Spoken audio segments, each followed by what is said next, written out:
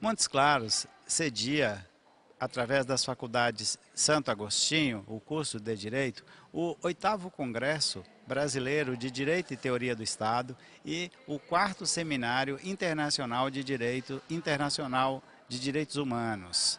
E uma das atrações aqui em Montes Claros, nessa 8ª versão do Congresso, é a professora Tatiana Ribeiro de Souza, que é professora no Centro Universitário Newton Paiva, escritora e palestrante de grande qualidade. E a professora falará sobre identidade, relações internacionais, igualdade em uma das suas palestras, numa mesa que dividirá aqui neste congresso. E eu gostaria de conversar com a professora Tatiana sobre esse tema dessa palestra para iniciarmos a nossa conversa. Bom, Valdir, em primeiro lugar, quero agradecer o convite de participar mais uma vez do seu programa. E é um prazer estar aqui de volta a Montes Claros, onde a gente é sempre muito bem recebido, tem um público muito receptivo também às nossas discussões, aos debates. E amanhã, na palestra da noite aqui desse congresso, eu vou dividir a mesa com o professor José Luiz Quadros de Magalhães e com o professor Rubens Dalmau, onde nós vamos falar sobre o Estado plurinacional, identidade e relações internacionais. Eu vou fazer uma abordagem mais internacionalista, que é a minha área, do direito internacional, e a gente está num bom momento para falar sobre as relações internacionais e o direito internacional, em razão da morte do Bin Laden, Eu falo, toda vez eu vou falar Osama Bin Laden, eu falo Obama Bin Laden, é um ato falho, mas eu já matei o Obama várias vezes aqui chamando o Bin Laden de Obama Bin Laden. Então a gente está num momento realmente de um debate muito interessante, que é a questão da vingança, de existir ou não um direito a ser respeitado aí com o que ocorreu em relação ao Bin Laden, a forma como os Estados Unidos invadiram o Paquistão para realizar aquela operação de resgate do Bin Laden. Então, todas essas questões estão muito próximas da gente, E o direito internacional que foi comprometido aí com essa ação. Então, essas questões vão ser debatidas aqui amanhã na nossa mesa. Professora, eu até pergunto a você o seguinte: o Osama Bin Laden foi, diríamos, em princípio, sumariamente morto. Ele não poderia ser preso nesse caso, ele deveria realmente ser morto nesse ponto. Qual a sua opinião sobre essa situação? Se houvesse possibilidade de apenas prender para dar a ele um direito de defesa, como que o direito internacional trataria essa situação? Bom, Valdir, eu acho que tem três coisas muito interessantes no fato da morte do Bin Laden. Primeiro é se ele efetivamente morreu, porque a questão da verdade por trás desses fatos é que a gente não tem conhecimento. Primeiro que a gente não sabe se ele ainda estava vivo quando foi anunciada a morte dele, talvez ele já tenha morrido há muito mais tempo e a gente não tenha conhecimento disso.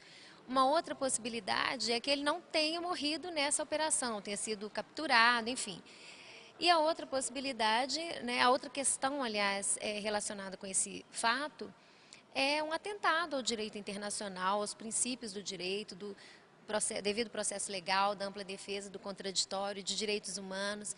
Enfim, esse caso levanta para a gente uma série de questões envolvendo não só o direito, mas as relações internacionais. Ao meu entender, embora muitas pessoas tenham comemorado a morte do Bin Laden, e eu acho que não deve ser comemorada a morte de ninguém, mas não se trata aqui de defender o ato cometido ou liderado pelo Bin Laden ou o ato dos Estados Unidos, mas uma questão de fazer valer o direito. E eu acho que a gente aqui deu um passo para trás no direito internacional com esse episódio, abandonando os princípios que nós tanto custamos a conquistar e levar para o direito internacional, e que temos dificuldade de firmar esses princípios no direito internacional, e aí vem uma grande potência e viola esses direitos da forma como ocorreu com os Estados Unidos. Professora Tatiana, você também é escritora, claro, professora de grande qualidade de direito internacional, e você acaba de publicar um livro agora, uma obra coletiva. Eu gostaria que você falasse do organizador do livro, o nome do livro, mostrasse para nós o livro e falasse sobre a sua participação no livro, qual é o seu tema que você trata neste capítulo. Bom, Valdir, na verdade se trata aqui desse livro, que é um livro que fala do direito dos tratados, Esse livro foi organizado pelo professor Aziz, que é professor de Direito Internacional da UFMG. É um livro publicado pela editora Arraiz, né? E ele é uma coletânea, na verdade, é o comentário à Convenção de Viena de 1969, que regulamenta o direito dos tratados e conta com a participação de diversos autores. Vários internacionalistas participaram, fazendo anotações, explicando artigo por artigo desse livro, e no total de 37 colaboradores para a apresentação desse trabalho aqui, que foi coordenado pelo professor Aziz. A minha contribuição foi uma contribuição feita em parceria com o professor Canedo, professor Augusto Canedo, e a gente comenta os artigos sobre nulidade dos tratados. E o grande mérito desse trabalho aqui, organizado pelo professor Aziz, é que o tratado, que é a Convenção de Viena, é o que regulamenta a celebração de tratados internacionais, que é uma das principais fontes do direito internacional. Levando em consideração que o direito internacional, que não existe uma constituição internacional, não existem leis internacionais, nenhum parlamento, como nós estamos acostumados internamente, a falta dessa instituição internacional, de uma hierarquia, institucionalizada internacionalmente, torna o direito internacional um pouco até desacreditado. Daí a importância dos tratados internacionais, porque neles os Estados têm a oportunidade de manifestar expressamente o seu desejo de cumprir determinado direito. Então, dada a relevância dos tratados para o direito internacional, o comentário à Convenção de Viena de 1969, artigo por artigo, é realmente um grande passo que a gente dá na literatura brasileira sobre o direito internacional. Professora Tatiana, eu farei duas perguntas, você pode desconsiderar algumas delas ou ambas, ou pode até misturar as duas e dizer. Recentemente, o artigo 5º da Constituição recebeu um inciso, um parágrafo a mais, colocando os tratados internacionais que o Brasil recepcionar em nível constitucional. Além disso, uma questão que você disse, que existe a Constituição no Brasil, abaixo da Constituição tem as leis chamadas infraconstitucionais, há leis estaduais, há municipais, mas não há uma lei que o Brasil assina em relação a outro, por exemplo, aos Estados Unidos. Entre Brasil e outro país, há um tratado internacional. Portanto, um tratado internacional é a maior fonte do direito internacional público. Concorda? E aí eu queria que você comentasse se realmente um tratado internacional é a maior fonte do direito internacional, fonte do direito, para o caso do direito internacional, e a situação do tratado no Brasil, a sua equiparação a texto constitucional. Bom, Valdir, são duas questões distintas e ambas muito importantes, foi muito bem lembrada aqui por você. A primeira delas é relativa ao parágrafo 3º do artigo 5º da Constituição Federal, que foi introduzido pela emenda constitucional número 45. Por essa emenda, por esse parágrafo 3º que foi inserido no artigo 5º, nós equiparamos os tratados sobre direitos humanos às emendas constitucionais. Na verdade, já se tinha essa discussão aqui no Brasil sobre o status dos tratados internacionais.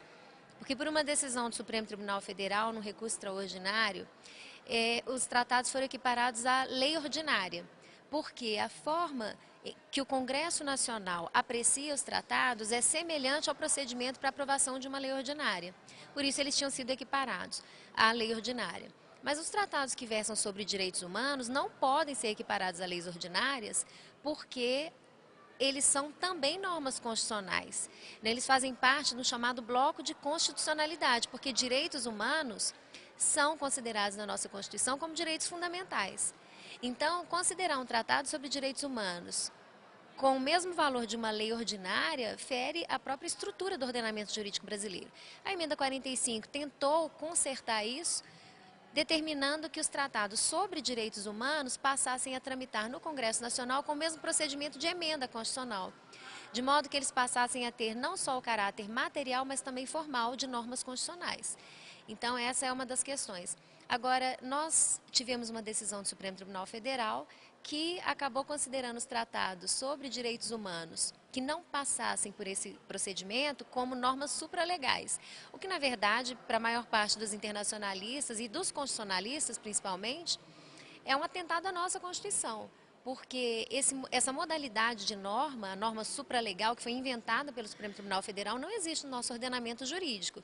O artigo 59 da Constituição fala sobre as normas que nós reconhecemos aqui no nosso ordenamento, e essa norma não existe, não está inserida ali entre as normas do processo legislativo. A segunda questão, Valdir, sobre a importância dos tratados como fonte do direito internacional, ela, sem dúvida, é uma fonte muito importante, mas ela não é a única e nem a mais importante. Porque o direito interno, como a gente sempre usa fazer essa comparação, ele leva muito em consideração a norma escrita, né? A lei, nós somos muito legalistas. O direito internacional, ele tem uma tradição muito forte de basear as suas decisões nos costumes internacionais. Então, a gente usa como referência o artigo 38 do Estatuto da Corte Internacional de Justiça, que estabelece que a Corte Internacional de Justiça vai decidir com base nos costumes, os princípios gerais do direito e os tratados internacionais. E não existe hierarquia entre essas fontes. Então, os tratados são apenas uma das fontes, mas existem outras tão importantes quanto os tratados, que são os princípios gerais do direito e os costumes, né? O tratado tem o mérito de ser uma expressão da vontade do Estado. Então, ele tem um valor realmente especial, principalmente para a gente que tem uma tradição de civil law, que valoriza muito o aspecto da lei escrita, né, da lei do direito positivo.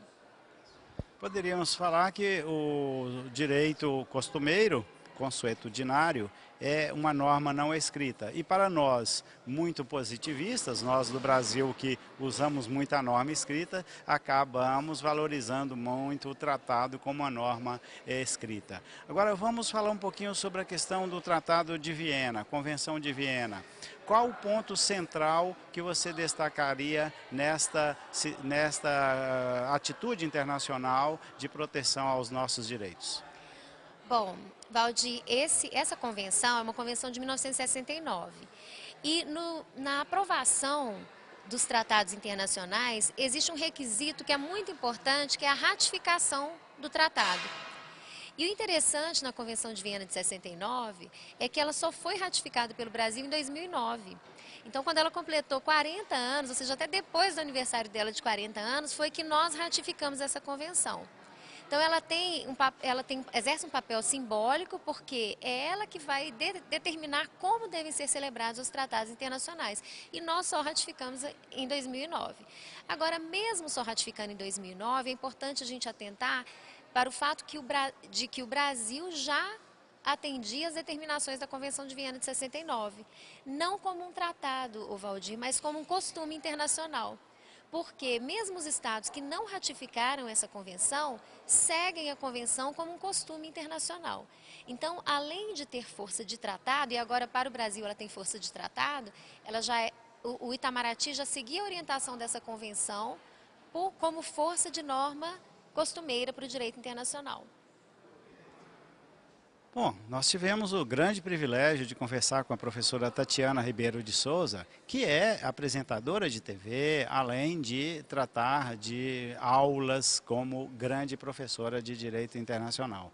Os nossos agradecimentos à professora Tatiana e, com certeza, as faculdades Santo Agostinho se engrandecem e valorizam bastante o seu público presente no Congresso Brasileiro de Direito e Teoria do Estado e o Seminário Internacional de Direitos Humanos, trazendo a Montes Claros a professora Tatiana. Todo o nosso agradecimento e oportunamente voltaremos a falar sobre outro tema de direito.